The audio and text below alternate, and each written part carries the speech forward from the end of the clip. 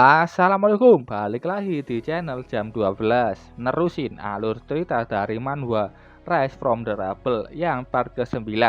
Gak usah lama-lama, langsung saja masuk ke ceritanya. Rencana yang disusun keluarga Lee dan keluarga Mu yang awalnya berjalan lancar berantakan hanya karena satu orang. Keluarga Lee dan Mu berurusan dengan monster yang dipancing Zovan ke situ. Mereka harus mengalahkan monster-monster itu untuk bisa lolos. Sulan siap untuk membunuh beberapa monster menggunakan senjata snipernya, tapi dia dihentikan Zovan. Katanya senjata utama mereka sudah sampai. Siapa lagi kalau bukan Raja Eagle Fog bersama pasukan yang sudah dalam perjalanan. Mu Hanlong dan pasukannya sudah lolos dari kepungan monster. Li Zong masih mencari di mana Zovan berada. Saat itu mereka melihat adanya Raja Eagle Fog yang sudah berada di atas mereka. Tanpa ampun, Raja Eagle Fog menembakkan laser. Mereka bisa menghindari serangan itu, dan mereka tahu kalau Raja Eagle Fog adalah monster rank B. Mereka menghadapi serangan Raja Eagle Fog yang bertipe terbang. Monster tipe terbang punya penglihatan super yang bisa menambahkan damage ke serangan mereka. Satu orang di situ menahan laser lain Raja Eagle Fog, yang lainnya mencoba menyerang secara bersama-sama. Zovan sangat senang melihat itu. Dia maju memberitahu mereka siapa sekarang yang diburu. Dia menyuruh Sulan bersiap menembak. Zovan khawatir dengan orang itu, Xiao Sheng. Dia adalah orang yang bisa mengendalikan monster dengan serulingnya, bisa menghentikan sementara Raja Eagle Fog. Berkat itu serangan mereka bisa mengenainya. Xiao Sheng akan berusaha mengendalikan Raja Eagle Fog itu. Raja Eagle Fog sangat marah dengan suara seruling. Xiao Feng yang fokus dalam pengendalian kaget saat ada tembakan yang menghancurkan serulingnya dan ada satu tembakan tambahan yang menembus kepalanya dan seketika membunuhnya. Mu Hanlong semakin marah melihat itu. Itu Sulan yang dengan cepat mengenai Xiao Cheng. Setelah Xiao Sheng yang mengendalikan monster mati, pasti monster yang dikendalikan sudah bebas dan mereka sedang mengamuk. Identitas mangsa dan pemburu sekarang sudah bertukar. Situasi sudah berbalik. Mu Hanlong sekarang menjadi mangsa. Ini orang marah karena Xiao Sheng mati tanpa penjagaan. Mu Hanlong menyuruh mereka untuk tenang dan harus menerobos para monster. Tidak ada gunanya saling berantem. Eagle Fog menerjang mereka. Sulan dengan tepat menembak, tapi bisa disangkis sama Mu Hanlong. Setelah menangkis itu, dia tidak bisa menghindari serangan Raja Eagle Fog. Zovan bilang itu wajar karena Hanlong di tingkat intermediate warlord, tapi serangan Raja Eagle Fog pasti berdampak. Lokasi Zovan sudah ketahuan. Hai, senang bertemu kalian. Gimana kabar kalian semua? Zovan mengejek mereka. Raja Eagle Fog terus menyerang Mu Hanlong. Zovan di situ untuk membagi kekuatan mereka dengan memancing amarah Li Zong. Dan itu berhasil. Li Zong yang punya dendam kepada Zovan marah-marah. Dia mengejar Zovan ke tempat di mana Zovan memancingnya. Li Zong dengan cepat menyerangnya. Penampilanmu sangat cocok dengan kepribadianmu. Li Zong kembali menyerangnya. Zovan bisa menahannya. Keduanya saling ejek kekuatan masing-masing. Li Zong sedikit menyinggung ayah Zovan yang tidak fleksibel di tahun itu. Tahunnya kapan nggak dikasih tahu karena Li Zong nggak menganggap Zovan pantas untuk mendengarnya. Li Zong maju menyerangnya, begitu juga dengan Zovan yang menggunakan semua skill terkuatnya. Blast Off, serangan kuat Zovan berhasil menembus tubuh monster tunggangan Li Zong dan sekaligus memberikan serangan telak ke Li Zong. Bahkan jika kau menggunakan cara jahat untuk meningkatkan kekuatan, itu masih bukan milikmu. Li Zong yang sekarat menyesal membiarkan Zovan hidup. Zovan bertanya, apa yang terjadi di waktu itu saat ayahnya dituduh pengkhianat. Li Zong bilang lebih baik Zovan tidak mengetahuinya. Dia tidak tahu seberapa menakutkan musuh yang akan dia hadapi. Jika mereka menemukanmu, kau tidak akan bertahan hidup lama. Zovan sudah tahu kalau dalangnya pasti banyak orang yang punya pengaruh di Cina. Entah di sini Li Zong mati apa enggak. Setelah itu Sulan datang sambil memberi peringatan ke Zovan yang dengan mudah menebas mati monster yang menyerangnya. Dari perkataan Sulan, Li Zong sudah positif meninggal. menyusul anaknya di neraka. Zhao Fan tahu Li Zong memang kuat, tapi dia percaya diri bisa membunuhnya sekali serangan. Dan sekarang giliran Mu Hanlong yang terlihat bersikeras melawan kumpulan monster. Kelompok Mu Hanlong juga sudah sadar karena tikus yang dikendalikan Li Zong mulai menyerang mereka. Artinya Li Zong sudah mati. Begitu juga dengan pasukan militer yang melihat adanya kesempatan. Chen San menyuruh mereka menggunakan senjata lengkap dan menyerang keluarga Mu, menguasai kembali pangkalan militer. Serangan balik sudah turun. Keluarga Mu Hanlong semakin terpojok. Satu orang yang membawa kapak tewas seketika kena tembakan. Kelompok bertudung melarikan diri. Bahkan mereka mengorbankan kawan sendiri untuk bisa kabur. Chen San gak akan membiarkan mereka kabur dan menyuruh mengikuti kemana Raja Eaglefog pergi. Karena Raja Eaglefog mengikuti mereka kabur.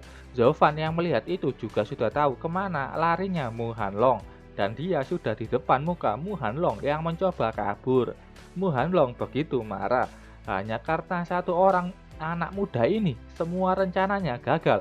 Zhao Fan percaya diri bisa membunuh Mu Hanlong yang sudah terluka dan kelelahan. Zhao Fan langsung maju menyerangnya. Mu Hanlong dengan licik melemparkan beberapa granat yang mengenai telak tempat di mana Zhao Fan berlari. Tapi Zhao Fan berhasil menghindar dan langsung menyerang paha Mu Hanlong. Kau pikir aku tidak akan tahu bagaimana cara bertarungmu dan saudaramu? Zhao Fan sudah tahu seluk-beluk pangkalan militer. Dia bisa dengan mudah mencari jalan untuk menghindar. Mu Hanlong sangat kagum dengan kemampuan Zhao Fan dan harus membunuhnya sekarang. Zhao Fan ingin segera mengakhiri hidup Mu Hanlong. Mu Hanlong memohon untuk tidak membunuhnya. Dengan bayaran, dia akan memasukkan Zhao Fan ke keluargamu. Karena di sana ada Mu Jinye yang diselamatkan Zhao Fan di part 1. Kalau belum nonton silakan nonton. Zhao Fan hanya tertawa. Kau pikir aku anak kecil? Zhao Fan sudah tahu kalau keluarga Mu Hanlong dan keluarga Mu Jinye adalah saingan. Dari obrolan itu, Mu Hanlong melihat kesempatan dan langsung menyerang Zhao Fan. Tapi Zhao Fan bisa menghindari serangannya dan langsung mengaktifkan pedangnya untuk melawan. Tapi pertahanan dan kekuatan Mu Hanlong benar-benar kuat. Walaupun saat ini dia sedang terluka. Setelah menaikkan tingkat ke Intermediate Warlord, atribut orang akan berubah. Dan Mu Hanlong ini kuat di kalangan prajurit Intermediate Warlord. Saat itu pedang Zhao Fan menembus perisai Mu Hanlong. Tidak bisa dilepaskan. Mu Hanlong mengeluarkan crossbow dan menembakkan anak panah ke Zhao Fan. Zhao Fan bisa menghindar dan mengikat kaki Mu Hanlong dengan tali pengekang monster. Mereka yang selalu menipu akan tertipu oleh orang lain. Zhao Fan maju menebasnya dan menusuk tubuh Mu Hanlong hingga tewas. Zhao Fan menang. Untuk orang yang terluka, Mu Hanlong cukup kuat. Di keadaan sekarat pun, Mu Hanlong masih bisa mengancam Zhao Fan dengan omong kosong keluargamu yang akan membunuhnya. Orang lain juga mengatakan itu sebelum mati. Kenapa kalian tidak mengatakan sesuatu yang berguna atau mungkin bertobat sebelum mati? Zhao Fan yang di situ melihat sesuatu yang hebat. Itu adalah ada dua orang yang menahan Raja Eaglefog. Siapa kedua orang itu sebenarnya? Raja Eaglefog menyerang dengan lasernya, tapi keduanya bisa menahan secara langsung serangan itu. Zhao Fan melihat keduanya melayang, yang artinya mereka di tingkat Advanced Warlord. Ketika prajurit statnya 700, mereka akan menjadi Advanced Warlord. Kekuatan yang luar biasa dan salah satu tandanya mereka punya kemampuan melayang. Raja Eaglefog menyerang, tapi kali ini lebih kuat, membuat mereka berdua turun. Zhao Fan melihat itu dan yakin kalau keduanya belum di Advanced Warlord, tapi mereka mendekati untuk masuk ke ranah Advanced Warlord. Satu orang membawa tombak, satu lagi dua cakram. Kedua cakram itu langsung dilemparkan menembus sayap Raja Eaglefog dan membuat Raja Eaglefog mundur. Chen San menyuruh mereka menyerah atau mati di sini. Orang yang menggunakan cakram adalah Komandan Ding yang menyuruh mereka untuk menyerah. Orang bertombak dengan tidak tahu malu ingin Komandan Ding untuk membiarkan mereka pergi. Komandan Ding sangat marah mendengar itu. dan menyerangnya, tapi serangannya ditangkis dengan mudah. Orang itu bilang kalau mereka melanjutkan pertarungan akan timbul luka yang sangat parah. Dia bilang dia bukan dalangnya dan hanya pelaksana. Dia berjanji akan segera meninggalkan kota Jining. Dengan banyak musuh di kota Jining, akan lebih mudah membiarkan mereka untuk pergi. Mendengar itu, Komandan Ding membuat keputusan cepat. Dia menyuruh mereka untuk pergi, dan jika mereka melihat di kota Jining lagi, dia akan mengerahkan semua kekuatan militer untuk membawa mereka ke pengadilan. Zovan yang di sana dilewati orang itu dan menatapnya dengan aura mencekam. Zovan belum terima orang-orang itu dibiarkan pergi begitu saja. Sulan di situ memberitahunya, Komandan Ding bisa mengalahkan mereka, tapi itu butuh usaha dan pasti membuatnya terluka juga. Dan saat Komandan Ding terluka, kondisi kota Jining pasti akan kacau.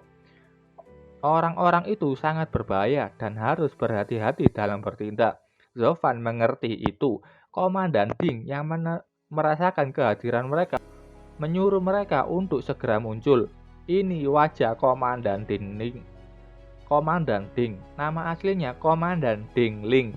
Dia memuji Zovan sebentar karena waktunya buruk. Dia menyuruh pasukan militer untuk segera membereskan outbreak yang terjadi di kota. Mereka semua langsung pergi ke kota.